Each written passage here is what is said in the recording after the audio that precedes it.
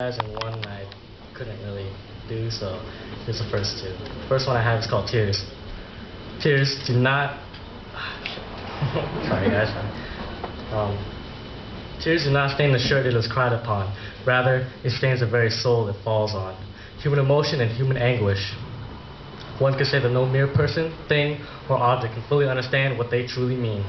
Not by the words we speak, but by the way we act.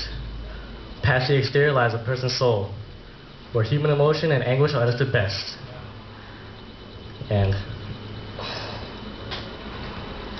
we are incapable of showing that we understand, comprehend, or otherwise apprehend subject matter known as tears, anguish, and emotion.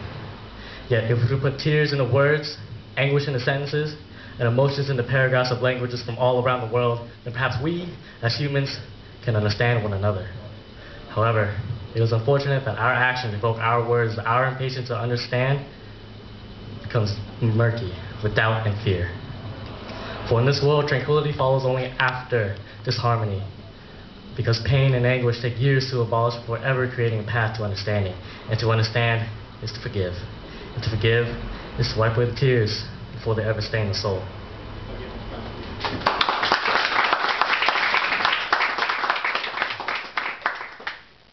The next one I have is called a glass mirror. I look through the glass and I see him there faintly. His eyes speak so loud for being so quaint. They betray an amalgam of hurt, betrayal, and shock.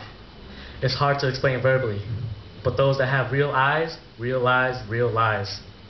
And I can tell that for him, it's hard to speak the truth, so his eyes do it for him. Those dark brown eyes trying to hide the truth do nothing but speak it.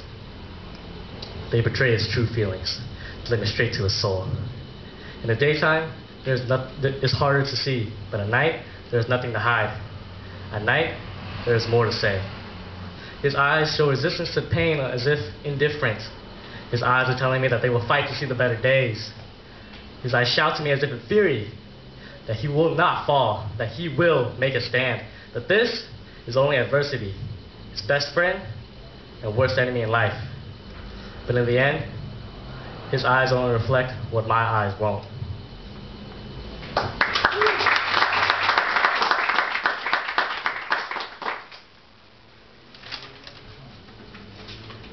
And this last one I wrote for my aunt.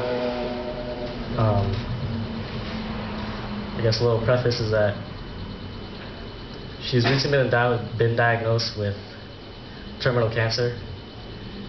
And I found out like a week ago that she's going to die sometime in September. And I wrote this for her.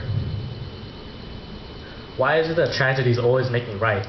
Why is it that these sad thoughts move my hands? Is it perpetuated by the pain and anger of loss? Maybe these questions will go unanswered until I grow older and wiser. These are the tearful words of those witnessing death so close, yet so far. Right in front of them, yet too distant to understand. Life and death is so difficult to receive, but I pray to a God that I don't understand, and questions suddenly start flooding my mind. Can I pray correctly? Am I worthy for this? Would it even be heard? Will I be disappointed by the unanswered prayer? And if it goes unanswered, will I shed tears for the death that is too soon and is coming? I already know the answers as I write this, because tears are already falling from these eyes of mine. These tears ran so smoothly down my face, dripping from my chin onto my shirt that absorbed it all, ending its short journey. And in that short time I realized that these drops would gradually meet an inevitable end, much like the woman who labored in the hospital bed before me.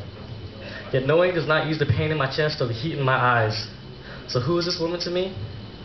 To me, she is the epitome of strength. She is the courage behind my actions. She is the push that made me realize that writing is my passion. She is the woman who smiled through her pain as she saw her nephew who could only see her physically and not spiritually. She was my caretaker, my friend, and most recently, my mentor. She is a daughter, a sister, and as of late, a wife. She is important not only to me, but to her mother, her siblings, and her lover. She is all this and more.